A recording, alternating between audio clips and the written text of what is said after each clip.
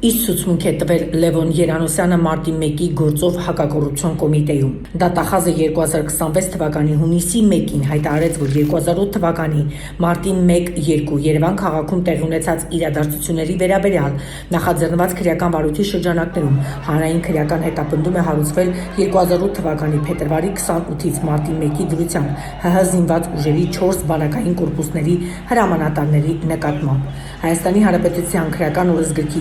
38-309 հոդվածի 3-րդ մասով պաշտոնատար անձի կողմից պաշտոնեական լիազորություններն անցնելուն օժանդակելը, որն էական վնաս է պատճառել, առաջացնելով ծանր հետևանքներ։ Մեղադրյալներից մեկը Լևոն Երանոսյանն է։ Այսպիսով Անդուր լրատվականը ներկայացնում է Լևոն Երանոսյանի ցուցմունքը մարտի 1-ի գործով։ Իմանալով ազգային ժողովը պետք է որոշում կայացնել արտակարգ դրություն հայտարարելու դեպքում, զորքը կարող էր անցնել կարևորագույն օբյեկտների պաշտպանության իրականացման, թե դա ինչ օրենքներով էր կարգավորվում, չգիտեմ։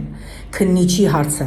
2005 թվականին ընդունված եւ 2008 թվականի մարտի 1-ին գործող Հայաստանի Հանրապետության Սահմանադրության 8-2 հոդվածի համաձայն Հայաստանի Հանրապետության զինված ուժերն ապահովում են Հայաստանի Հանրապետության անվտանգությունը, պաշտպանությունը եւ տարածքային ամբողջականությունը, նրա սահմանների անձեռմխելիությունը։ Զինված ուժերը քաղաքական հարցերում պահպանում են չեզոքություն եւ գտնվում են քաղաքացիական վերահսկողության ներքո։ 2008 թվականի մարտի 1-ին, ինչպես նաեւ դրան նախորդած կամ հաջորդ օրերին, արդյոք արկա են եղել սահմանադրական հիշյալ նորմով ամրագրված իրադարձություններից որևէ մեկը։ Եթե այո, ապա նշեք կոնկրետ իրադրությունը։ Պատասխան. Իմ իմանալով այդ ժամանակ Հայաստանի Հանրապետության սահմաններում հանդարտ է եղել, որևէ ոտնձգություն չի եղել, որևէ վտանգ Հայաստանի Հանրապետության անվտանգությանը չի սպառնացել, պետական սահմաններում ամեն ինչ եղել է նորմալ։ Ըստ Լևոն Երանոսյանի, իր հիշելով արտական դրությունը հայտարարվել է, հիշում եմ, որ արդեն իմ գումարտակով ՊՆ շենքի մոտ էինք, երբ արտակարգ դրությունը հայտարարելու մասին խոսակցություն եղավ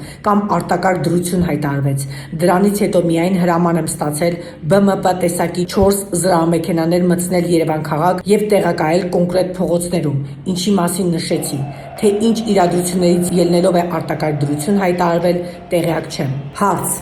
Այդ դեպքում ինչու էր Հայաստանի Հանրապետության զինված ուժերի ստորաբաժանումները, այդ թվում ձեր ենթակա զորամիավորումը, զրահատեխնիկայով բերվել Երևան քաղաք, ում դեմ էին այդ ստորաբաժանումներն օգտագործվելու, Երևան քաղաքում ինչից եւ ումից էին զու ստորաբաժանումները պաշտպանելու, ինչ գործառույթներ պետք է իրականացնեին դրանք։ Պատասխան. այդ հարցին չեմ կարող պատասխանել, նման հարց ինձ չպետք է ուղղել, քանի որ ես ենթակա մարդ եմ եղել ու հրաման եմ կատարել։ Սա է եղել Լևոն Երանոսյանի ցուցմունքը մարտի 1-ի գործով։ Մնացած մանրամասները կարդացեք նաև Անդուր լրատվական կայքում։